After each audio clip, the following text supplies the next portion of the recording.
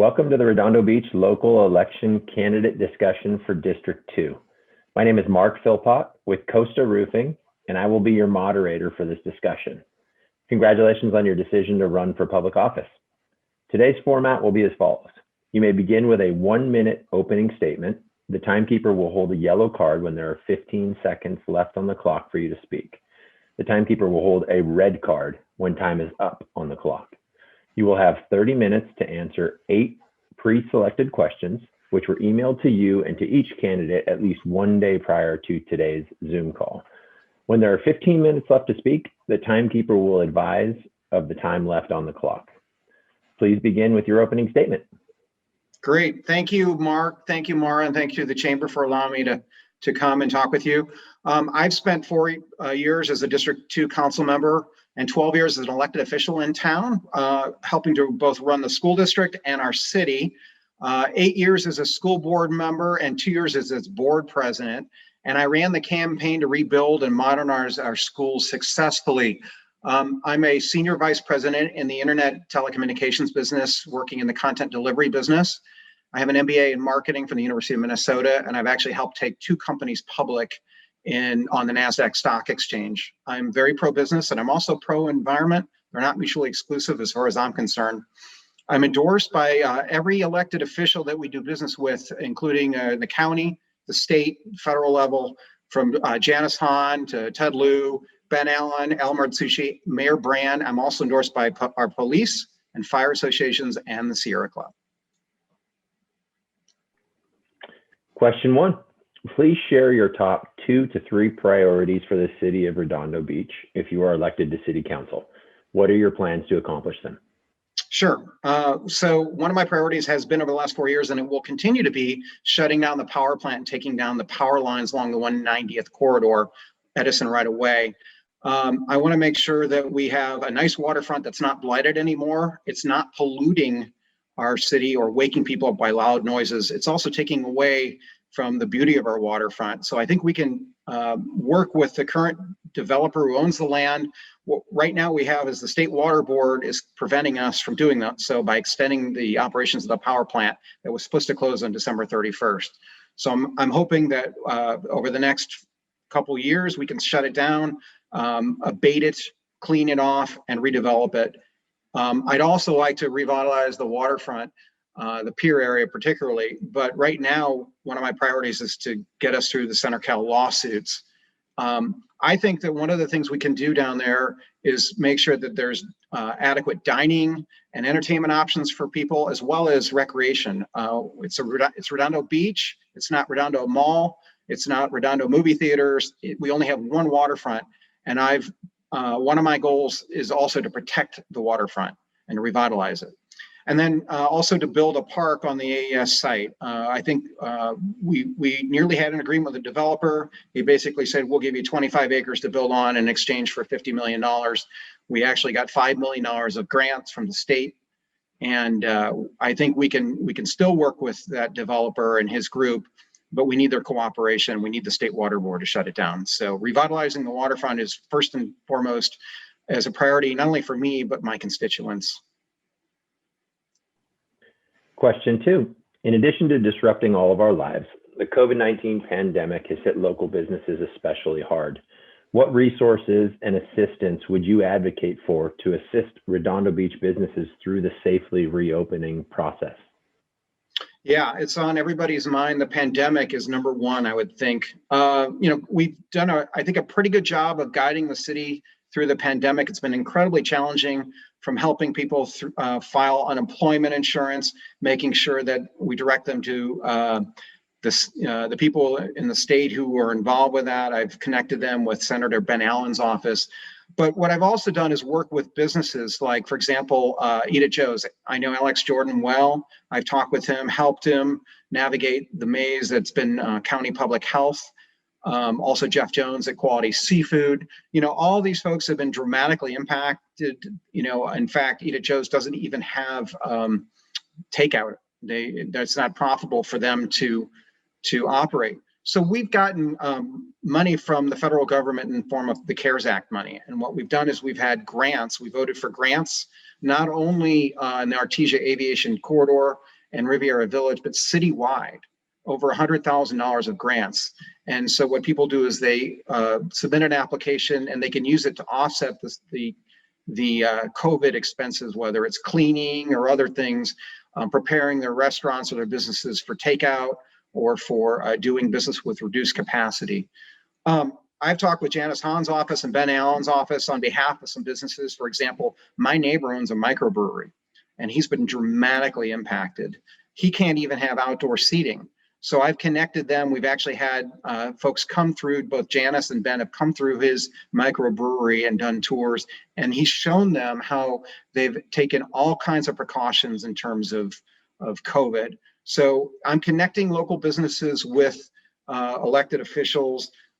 We are pretty much at the mercy of County Public Health and Dr. Barbara Ferrer, and also the state. So what I'm doing is connecting local businesses, making sure they're funded through CARES Act money. And also, I'm opposed to the outdoor dining ban. I think we can still operate safely without shutting them down. Outdoor dining is not a vector of contagion, so far as I can see. So, those are the main ways I think we can help businesses navigate through this tough time until we get everybody vaccinated and back to normal. Question 3. What do you see as the primary assets a thriving business community brings to the city of Redondo Beach? And what will you do to support business retention, growth, and job creation in Redondo Beach? Well, our businesses are our lifeblood. They not only bring jobs, they bring tourism to town. And obviously they contribute to our tax base. So things like transient occupancy tax, which is our hotel bed tax, sales tax, property tax, even UUT or user utility tax from cable, from natural gas usage, from electricity. Those are all things that contribute to the tax base of the city to operate. And so one of the things I did is when the Galleria was open for discussion for redevelopment, which is going to be the largest redevelopment and building in the city with $1 billion of redevelopment and construction. I advocated for commercial space. They were just going to do residential and they were going to just do, retail, but I advocated for commercial office space. And we actually got, I believe, over 200,000 square feet of commercial office space as part of this. One of the problems we have in town is 93% of people leave town to work. We want to keep people in town. And what that does is it allows people to frequent businesses at lunch, whether it's shopping or to have lunch in restaurants. We need to keep people in Redondo Beach, stop sending them out of town. And it also helps traffic flow as well, too. I've also reached out to businesses to relocate in the tech space. For example, Silicon Beach has become a really hot thing, and they're running out of space in Playa Vista and El Segundo.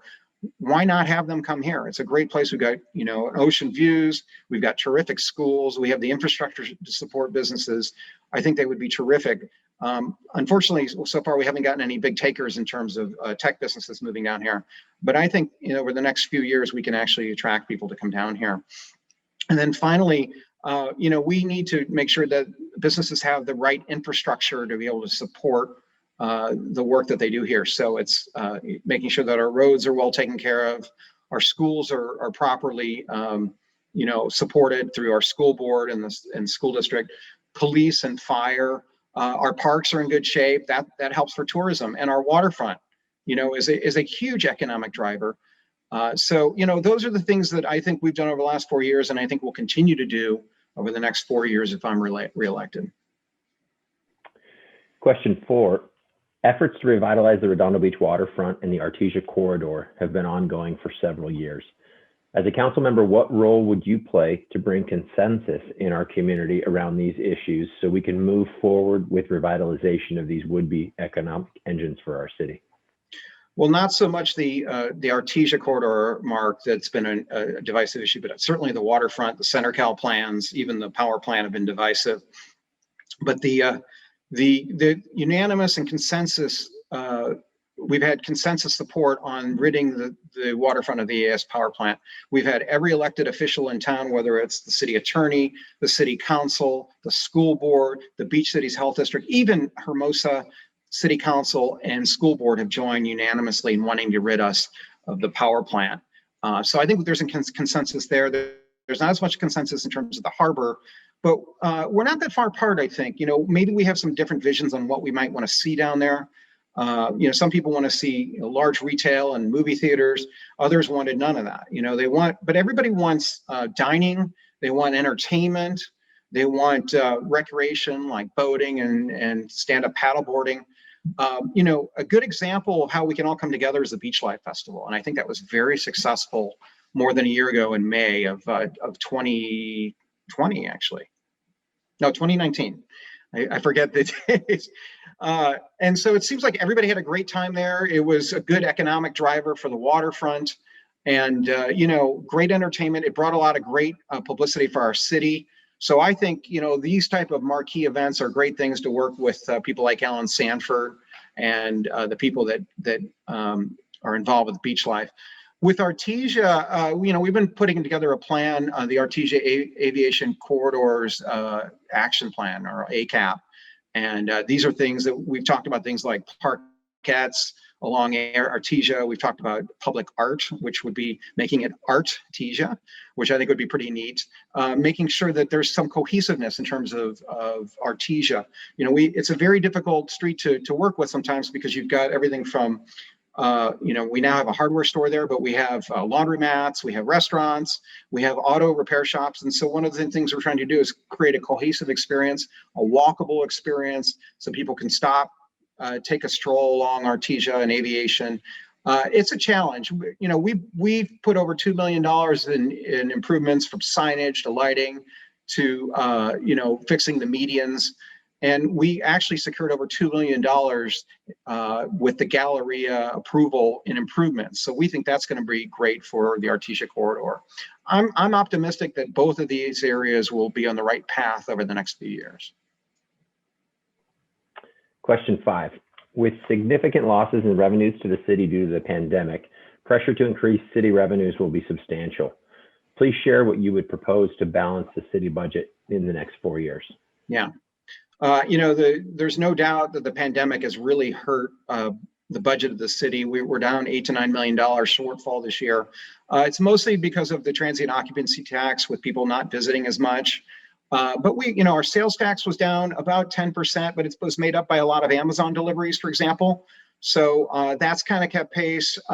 Properties have climbed higher, so that's actually saved us. We made some pretty tough choices. We didn't fill about 32 positions within the city, and we had to lay off a couple of people, unfortunately. But one of the things that's really, really hurting us is pension obligations going forward. We've got a $10 million wall of debt that we're staring at to take care of our public safety, our public employees. Of course, we want to take care of them, but these are huge obligations, and we have a reserve fund. But we need to, rein in our pension obligations. We've done that with some negotiations in terms of making sure that if we do give cost of living adjustments, or we do some other type of negotiations, we make sure that doesn't add to our pension obligations. So we're going to look at all options going forward. Whether it's a study on how to deliver public safety more efficiently by pairing with other people. There's lots of ways we can do it, but I'm confident that when the vaccines are distributed and we have herd immunity, that I think things will come back really well. I think our transient occupancy tax will pop back up again. We'll have 80 to 90% occupancy like we've had over the last few years, and our budget will be back to somewhat normal, I think, over the next year or two. Question 6. Homelessness has become a statewide crisis. Last year, the City Council approved pallet homes temporarily located in District 4. What long-term solutions do you propose for addressing homelessness in Redondo Beach? Well, I think we're one of the few cities that has had a comprehensive solution for homelessness. It's been an issue, obviously, particularly in Districts 1 and 2, near the pier and other places. It's a problem not only in Los Angeles in the South Bay, but in other places where the Ninth Circuit Court, I don't know if you know the history behind it, but Martin versus Boise, which is a case up in Idaho, said that we cannot remove folks from camping on our streets unless we have beds for them. So what we've done is we've done everything. We passed more than a year ago money to fund more prosecution from the city attorney's office to make sure that people that are violating the law can be arrested for things like public intoxication or other things. where they're molesting people, where they're doing worse things than that. So, prosecution is important, but really most people are pretty good. They're just down on their luck. And so what we've done is we've established a homeless court, and that's held behind the Protectives Bureau and PCH.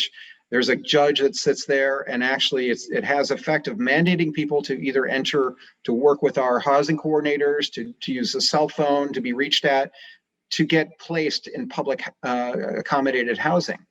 And so in addition to that, with the pallet housing, people can be mandated to be housed temporarily within the pallet housing, and then the Harbor Interfaith Housing Advocate can actually work with them to get them placed as fast as possible. One of the problems that Lila Muro Garcia has had is finding these folks when openings happen. So now that we have the pallet housing, we know exactly where these folks are. We can make sure that they can fill the spots as quickly as possible, and we get people through the system as fast as possible. We've also funded recently through CARES Act money an additional housing coordinator specifically dedicated to North Redondo. I think we're on the right path. I think we're going to be, a beacon for other cities to pattern after. And I think that we're getting a lot of attention because of this, and we're doing it humanely. So, there's a degree of things like prosecution for people that need it, but also feeding people, making sure they're housed, they're showered, that they have the proper documentation to get into permanent housing is really important. And we've done that over the last 2 years or so. So I'm really proud of the work that we've done while I've been on the council. Question 7. In an effort to address the housing shortage in California, the state is proposing policies that would reduce local control for individual cities and provide a one-size-fits-all solution. What will you do to preserve local control relative to zoning? This is one of the biggest threats that our city faces, and I'm not sure most people know about it. Sacramento is basically dictating that we convert single-family residence zoning into multi-dwelling unit or worse, and taking away all authority, making everything ministerial.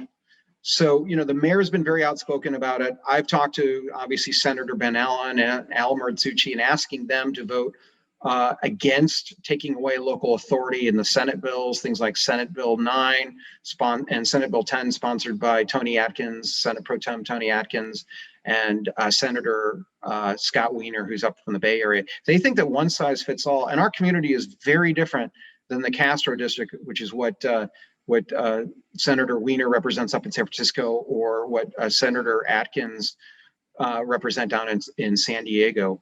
One day some people, if we're not paying attention, are going to wake up, see, take a single family lot, subdivide it into 4 or 6 parcels.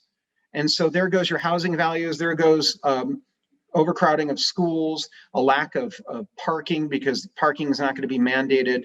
Police and fire will be taxed in terms of their capacity to handle calls. And this is all in favor of doing things like making sure that people are near public transit. And obviously, I'm a big supporter of things like the Green Line and Metro and bus lines, but a lot of people don't even ride those things. And so, we're going to be filled with traffic. We're going to be filled with declining housing values. And the worst part about all this, Mark, is it's not going to even lower housing values. If you look at who the contributors are to some of their campaigns, it's some of the building and trades unions, it's folks that are in the real estate industry, and not necessarily for the people that we need to be looking out for. Obviously, we're all concerned about the cost of housing in California. It's crazy, but it doesn't operate the way it should. If it were just about supply and demand, San Francisco has a ton of housing, then it should be cheap to live in San Francisco, but it doesn't work that way necessarily. I've studied macroeconomics. When you're dealing with a city this size, it's much more complicated. There are many factors that are involved in housing prices. Hong Kong is the most densely populated place in the world. Tell me it's cheap to live in Hong Kong. It's not, supply itself is not going to change everything. So what we need to do is come up with things like affordable housing. And one of the things we've done recently is look at a mandate that a certain number of housing developments have to have 10, 15, 20% affordable housing attached to it. So if a developer constructs that, then it has to be at or below market rates, generally below market rates, to meet people who are in low to middle to income levels. And so we need to make sure that people can afford to live here, to rent here. None of these housing bills have that. And I find that amazing that that we're not doing it. The other thing I think that we need to do is look at a constitutional amendment. And I know the mayor's been working on that. Local authorities should not be stripped from city councils. We know our areas better than anybody. We know what our constituents want. It's not a NIMBY question. We understand how zoning is and zoning maps are arranged in our cities. And so this should not be taking away from Sacramento for reasons that are either political reasons or to support donors or other things. The real reason we should be involved in terms of making affordable housing is things like inclusionary zoning, which is what we're trying to do in our city. So I think that's another way we're trying to make sure that housing is affordable. So the best way you address this and prevent this is either constitutional amendments and making sure that our elected representatives, not only at the Assembly and the Senate level, but other elected officials, whether it's city councils, are also on board of this. So that's what I'm helping to do as well. So. Question 8 is the final question. Is there anything that we haven't mentioned that you want to discuss? Well, I kind of want to summarize this discussion. We've done a lot of things to make quality of life better in Redondo Beach. When I was on the school board, we made sure our schools were modernized. We had great teachers, we had great administrators, and on city council, we've done everything from making sure that our local businesses are supported, that our police and fire are supported. We have labor peace. Nearly all of our labor associations now have contracts that are long-term, so we have more planning that we can more surety in our planning in terms of budgets going forward. We've worked to shut down the power plant and the power lines. That's not complete yet, but I'm confident we're going to get there. They wanted to add 3 extra years of operating. We said 1. We won that. It's not a total victory because they're still operating, but they're operating very infrequently. And we think we can work with the developer to make sure that something happens in that area. We repaved our roads. A number of our roads in my district haven't been paved in more than 20 years. So, we repaved streets like Carnelian and North Juanita. I got it thrown into the budget so that in the upcoming fiscal year, we're going to be paving Burrell, which has not been paved since before 2000, the year 2000. We put we curbed public smoking with a ban on public smoking and a ban on single-use plastics, which actually impacts our waterfront, our wildlife, our tourism eventually. And, we switch residential and commercial to renewable energy sources so that a minimum of 50% of energy is renewable. So we're protecting our environment as well too. So, I look forward to hopefully that the voters look at the work we've done over the last 4 years, and they think that we've done a good enough job to merit re-election either now or before March 2nd. And I hope to have people's votes. I'm always available. You can reach me at telephone 323-359-8683. My email address is Todd at rbcouncil.com. You can visit our website on Todd for rbcouncil.com or see us on Facebook and reach out to us. I'm always available. I'm usually very responsive, and I hope to earn the voters' trust for another 4 years term. It's been a privilege serving everybody, and I appreciate the good work that the chamber is doing, and I hope that everybody masks up, stays safe, and we'll get out of this pandemic soon. So I appreciate the time that you've allowed me to spend with you today. We've come to the end of the District 2 discussion. I would like to take a moment to thank you for taking time to participate in this informative event. This event was hosted by the Redondo Beach Chamber of Commerce. We wish you all the best with your campaign. Thank you for agreeing to participate in today's discussion and for agreeing to be recorded and to make the video publicly available. Great. Thank you, Mark. Thank you, Mara. Thank you, Chamber.